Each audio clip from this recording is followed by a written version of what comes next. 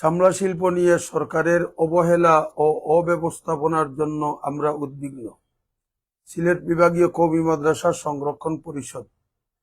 সিলেট বিভাগীয় কওমি মাদ্রাসা সংরক্ষণ পরিষদের এক জরুরি সভা আজ বেলা 11 ঘটিকায় সিলেট মহানগরীর সুবানীঘাটে সংগঠনের সদস্য সচিব মৌলানা মুশতাক আহমদ খানের সভাপতিত্বে অনুষ্ঠিত হয়। সভায় গতকাল বিভিন্ন গণমাধ্যমে প্রচারিত মাননীয় বাণিজ্য মন্ত্রী ও সিলেট 1 আসনের সংসদ সদস্য জনাব খন্দকার আব্দুল মুক্তাদিরের কোরবানির পশুর চামড়া সংক্রান্ত বক্তব্য পর্যালোচনা করা হয়। সভায় উপস্থিত সদস্যবৃন্দ উক্ত বক্তব্যের বিষয়ে ক্ষোভ ও উদ্বেগ প্রকাশ করে বলেন, প্রকৃত মুমিন কখনো হতাশ হয় না। আমরা মাদ্রাসা কর্তৃপক্ষ হতাশ নই। তবে মন্ত্রী মহোদয় তার বক্তব্যে বলেছেন, চামড়া শিল্প বৈদেশিক মুদ্রা অর্জনের অন্যতম মাধ্যম হতে পারে। এই জন্য চামড়া সংগ্রহের বিষয়ে আমরা যেন পুনর্বিবেচনা করি।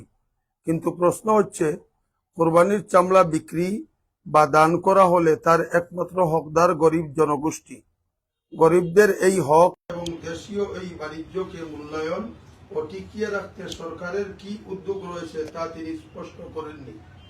আমাদের উদ্বেগের জায়গা হলো, সরকার প্রতি বছরের ন্যায় এবছরও লবণযুক্ত চামড়ার মূল্য নির্ধারণ করে দিয়েছে, কিন্তু আমরা দেখেছি সরকার শুধু দাম নির্ধারণ এবং এতিমখানাগুলোতে লবণ বিতরণ করে কিছু পদক্ষেপ দেখালেও প্রকৃতপক্ষে চামড়া সেই নির্ধারিত মূল্যে বিক্রি হচ্ছে কিনা এবং ব্যবসায়ীরা সেই দামে কিনছে কিনা তা নিশ্চিত করেনি।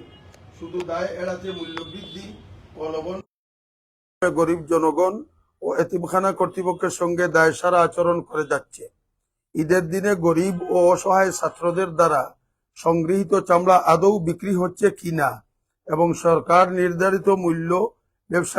নির্ধারিত মূল্য ব্যবসায়ীরা তাই ক্রয় করছে কিনা এ বিষয়ে সরকারের কোনো কার্যকর মনিটরিং নেই।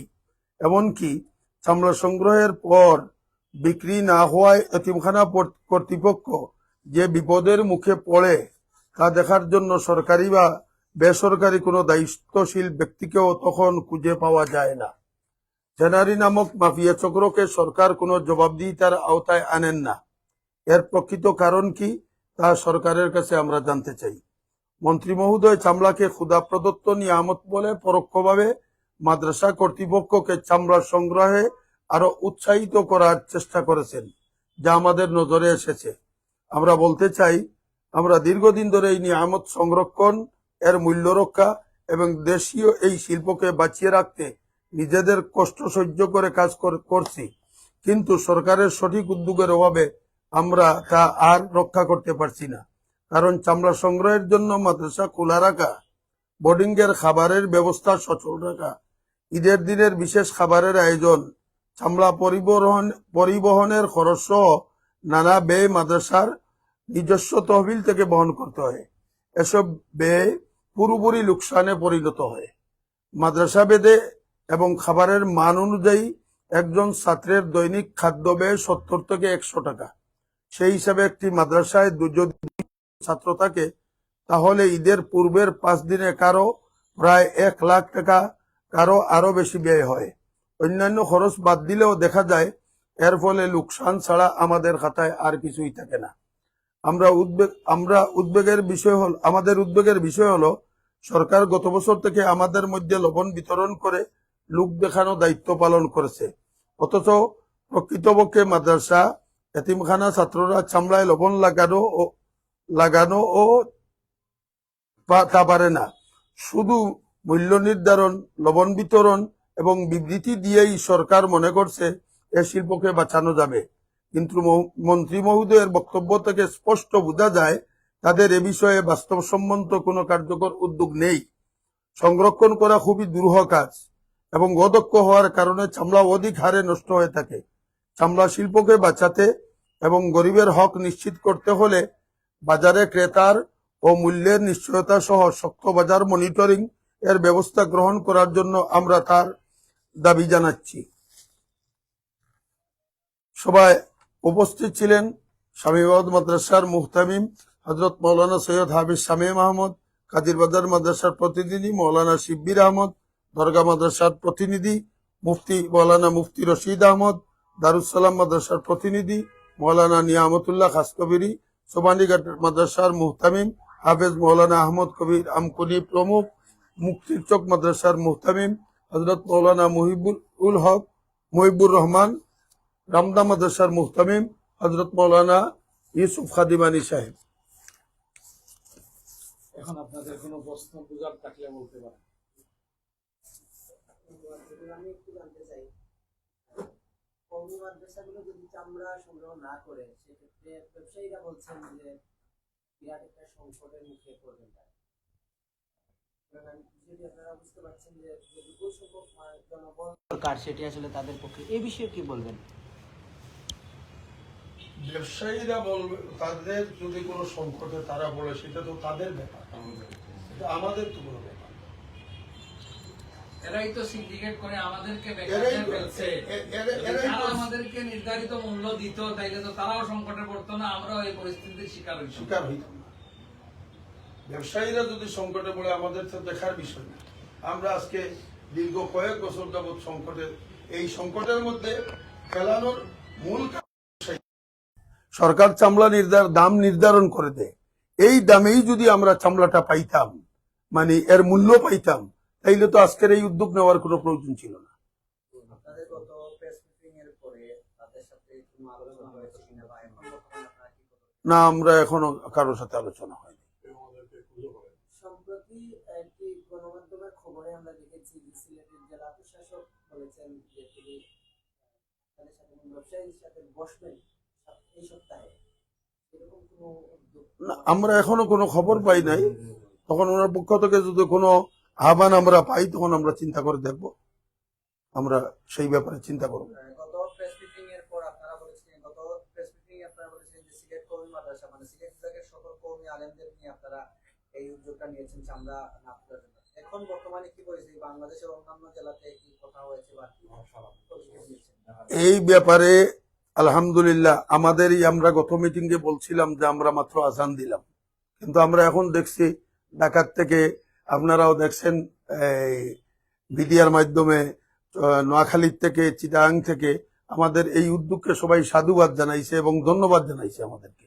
আমরা এই ব্যাপারে তারা একমত।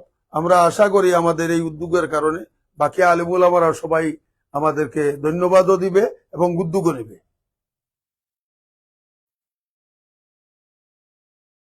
আমাদের একটা প্রশ্ন, আমাদের প্রশ্নটা হচ্ছে, সরকার যে 150 কোটি 100 কোটি টাকা ঋণ বিতরণ করে চামড়া সংগ্রহ করার জন্য, যে ব্যবসায়ীদেরকে এই টাকাটা দেয়, এরা কারা এই সরকারের কাছ থেকে টাকাটা দিয়ে, অথচ এই মাঠ লেভেল থেকে এই চামড়াটা তারা টাকা দিয়ে কিনে নেয় না, এই টাকাটা সরকার কাকে দেয়?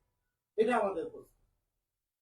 টেনারি মালিকদেরকে দিলে, টেনারি যারা এই পরিয়া ব্যবসায়ী আছে, যারা আমাদের কাছ থেকে চামড়া নেয়, ওরা বললে তারা বছরকে বছর টাকা পায় না টেনারির কাছে, এজন্য আমাদের টাকা দেয় না। আমরা গত বছর যে চামড়া বিক্রি করেছিলাম, গত বছরের চামড়ার দাম এখনো আমরা পাইনি। আমাদেরকে ব্যবসায়ীরা বলতেছি যে আমরা টাকা পাই নাই টেনারির কাছ থেকে, এজন্য আপনাদেরকে টাকা দিতে পারতেছি না। এবং আমরাও যেটা দেখতেছি, সিলেটে ইতিপূর্বে যে পরিমাণে চামড়ায় ব্যবসায়ী ছিলেন, এর 5 ভাগের 1 ভাগ নাই, সবাই বন্ধ হয়ে গেছে। সবার একটি কথা যে আমরা চামড়ার মূল্য পাচ্ছি না, এজন্য আমরা এই ব্যবসা ছেড়ে দিচ্ছি। তাহলে আমাদের প্রশ্ন, সরকার এই টাকাগুলো কাদেরকে দেয়? তেলাল মাথার তেল দিচ্ছে, যে টেনারি মালিকদেরকে এই টাকাটা সরকার দিচ্ছে নাকি, এটা আমাদের প্রশ্ন। এজন্য এই চামড়ার টাকাটা যাতে যাদেরকে দেওয়া হয়, এরা যদি মাদ্রাসাকে সরকার নির্ধারিত মূল্যে চামড়াটা কিনতো, অথবা ব্যবসায়ীরা যদি এই মাঠ লেভেল থেকে এই দামে কিনতো, তাহলে তো আজকে আমরা চামড়া তোলা বন্ধ করার কোনো প্রয়োজন ছিল। আমরা এই জিনিসটা সরকার নিশ্চিত করার জন্য আমাদের এই আহ্বান। সর্বশেষ প্রশ্ন যেটি, এখন বর্তমানে আপনাদের তো চামড়া না তোলার সিদ্ধান্ত, তার পাশাপাশি কোনো আলটিমেটাম আছে বা কোনো পদক্ষেপ আছে? এটা তো কোনো আন্দোলন না, আলটিমেটাম, এটা তো কোনো আন্দোলন না, কারো বিরুদ্ধেও না, এবং কারো বিরুদ্ধেও না, সরকারের বিরুদ্ধেও না। আমাদের জোর দাবি, সরকার এই শিল্পকে যদি বাঁচাতে চায়, তাহলে যথাযথ উদ্যোগ অবশ্যই নিতে হবে। যদি না নেয়, তাহলে এই বছর এই শিল্পটা ধ্বংস হয়ে যাবে। কারণ সরকারের কাছে এত লোক নাই, টেনারিওয়ালাদের কাছে এত লোক নাই, যে একই দিনে এত চামড়া লোক দিয়ে সংগ্রহ করাবে, তখন দেখা যাবে সিটি কর্পোরেশন পুরা দিন রাত চামড়াই নিয়ে শুধু গার্বেজে ফালাচ্ছে। একটি ছোট্ট বিষয় জানতে চাই। অনেকেই বলেন সামাজিক যোগাযোগ মাধ্যমে যখন এই ঘোষণাটি দেওয়া হয়, তারপর অনেকেই বলেছেন তাহলে কি যদি চামড়া না তোলা হয় তাহলে কি যারা এটার সাথে জড়িত বিভিন্ন মাদ্রাসার শিক্ষার্থীরা তারা কি ঈদের দিনে ছুটি পাবেন? অবশ্যই ভাবে 5 দিন আগে ছুটি হয়ে যাবে। ঈদের 3 দিন 4 দিন 5 দিন আগে ছুটি হয়ে যাবে। এর ভিতরে একটা ছোট্ট একটা মাসলাগত প্রশ্ন করে নেই। অনেকে সমালোচনা করে না জেনে। আমরা দেখেছি বিগত আমাদের বিভিন্ন নিউজে অনেকে কমেন্ট করে যে লিখেছেন যে এই যে চামড়া সংক্রান্ত মাদ্রাসার ছাত্ররা এগুলা খাওয়া ইসলামিক কতটুকু, এই বিষয়টা আপনারা ক্লিয়ার করবেন যে এই টাকাগুলো এতিমদের দিয়ে আপনারা ব্যয় করেন। অনেকে কিন্তু এগুলা বিভ্রান্ত ছড়ায়, গুজব ছড়ায় যে এই টাকাগুলো আসলে এভাবে দেওয়া ঠিক না। এটা একটু আপনারা এটা কি গরিবের হক, এটা স্বীকার করেননি প্রথম আপনি? অবশ্যই। তাইলে মাদ্রাসা আমরা যাদেরকে খাওয়াই তাদেরকে গরিবদেরকেই খাওয়াই, এতিম মিসকিনদেরকেই খাওয়াই। এটা একটা গরিব ফান্ডই আছে আলাদা।